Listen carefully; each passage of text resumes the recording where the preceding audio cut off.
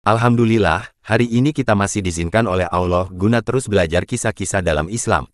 Dalam video Santri Keramat kali ini, kita akan sedikit mengulas tentang Hannah binti Faquds atau istrinya Imran, ibunda dari Sayyidah Maryam, atau nenek dari Nabi Isa alaihi salam.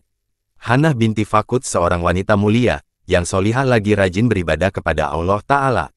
Saudara perempuannya bernama Isya binti Faquds, istri Nabi Zakaria alaihi salam. Namun, sebelum kita lanjutkan kisahnya, ada baiknya like dan share video ini ya. Terima kasih. Baik, kita lanjutkan kisahnya. Muhammad bin Ishaq mengatakan, dia adalah seorang wanita yang belum pernah hamil. Pada suatu hari ia melihat seekor burung memberi makan anak-anaknya, maka ia pun menginginkan seorang anak. Lalu ia berdoa kepada Allah Subhanahu wa Ta'ala agar memberinya seorang anak. Lalu Allah pun mengabulkan doanya. Setelah ia benar-benar hamil, ia pun bernazar agar anaknya menjadi anak yang tulus beribadah dan berkhidmat di Baitul Maqdis. Terjemah tafsir Ibnu Katsir. Allah Ta'ala berfirman mengabarkan kisahnya dalam Al-Quran Surat Ali Imran, ayat 35, sebagai berikut. إذ قالت امرأة عمران رب إني نذرت لك ما في بطني محررا فتقبل مني إنك أنت السميع العليم.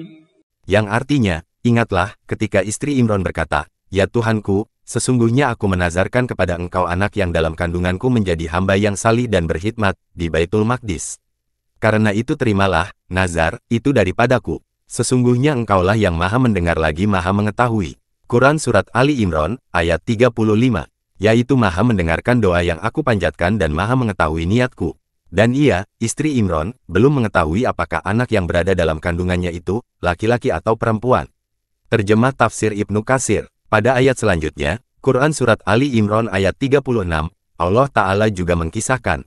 فَلَمَّا وَضَعَتْهَا قَالَتْ رَبِّ إِنِّي وَضَعْتُهَا أُنثَىٰ وَاللَّهُ أَعْلَمُ بِمَا وَضَعَتْ وَلَيْسَ الذَّكَرُ كَالْأُنثَىٰ وَإِنِّي سَمَّيْتُهَا مَرْيَمَ وَإِنِّي أُعِيذُهَا بِكَ وَذُرِّيَّتَهَا مِنَ الشَّيْطَانِ الرَّجِيمِ. Yang artinya, maka tatkala istri Imran melahirkan anaknya, dia pun berkata, "Ya Tuhanku, sesungguhnya aku melahirkannya seorang anak perempuan, dan Allah lebih mengetahui apa yang dilahirkannya itu, dan anak laki-laki tidaklah seperti anak perempuan. Sesungguhnya aku telah menamai dia Maryam, dan aku mohon perlindungan untuknya, serta anak-anak keturunannya kepada pemeliharaan engkau daripada syaitan yang terkutuk." Quran Surat Ali Imran, ayat 36. Hannah menyangka bahwa ia akan melahirkan seorang anak laki-laki, dan telah bernazar agar anaknya berkhidmat di Baitul Maqdis. Kenyataannya ia melahirkan seorang anak perempuan, yang mana gerak-geriknya nanti akan sangat terbatas. Berbeda dengan laki-laki dalam hal kekuatan, kesungguhan dalam beribadah dan berkhidmat di Masjidil Aqsa. Terjemah tafsir Ibnu Katsir. Walaupun begitu, Allah mengabarkan bahwa dia menerima nazarnya, dan bahwasannya Allah akan mendidik anaknya, yaitu Maryam, dengan pendidikan yang baik.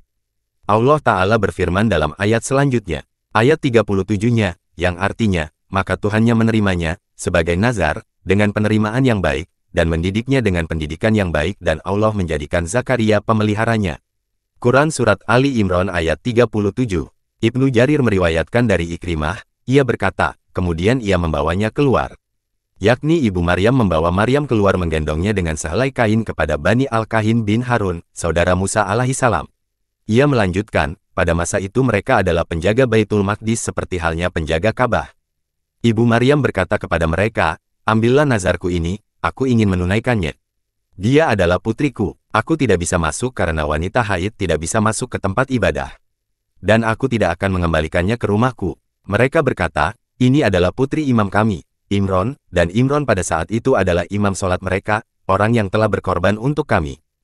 Nabi Zakaria alaihi salam berkata, serahkanlah anak perempuan itu kepadaku, karena bibinya adalah istriku. Mereka berkata, kami tidak rela melepasnya, ia adalah putri imam kami. Peristiwa ini terjadi ketika mereka mengundi dengan pena-pena mereka yang dengan pena itu mereka menulis Taurat. Ternyata undian jatuh pada Zakaria dan ia pun mengasuh Maryam, tafsir At-Tabari. Ditetapkannya Zakaria sebagai penanggung jawab, itu tidak lain adalah untuk kebahagiaannya, supaya ia, Maryam, dapat mengambil ilmu yang banyak dan bermanfaat. Serta amal soli darinya, Zakaria, selain karena Zakaria itu sendiri adalah suami dari saudari ibunda Maryam, Bibi. Terjemah tafsir Ibnu Katsir, maka Maryam tumbuh di antara Bani Israel sebagai wanita yang luar biasa lagi terhormat.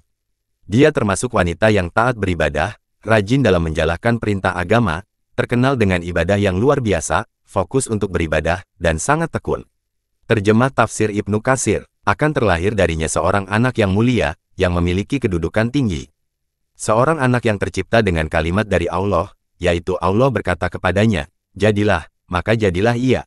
Terjemah tafsir Ibnu Katsir, Allah berfirman dalam Quran Surat Ali Imran ayat 45, yang artinya, namanya Al-Masih Isa, putra Maryam, seorang terkemuka di dunia dan di akhirat dan termasuk orang-orang yang didekatkan kepada Allah.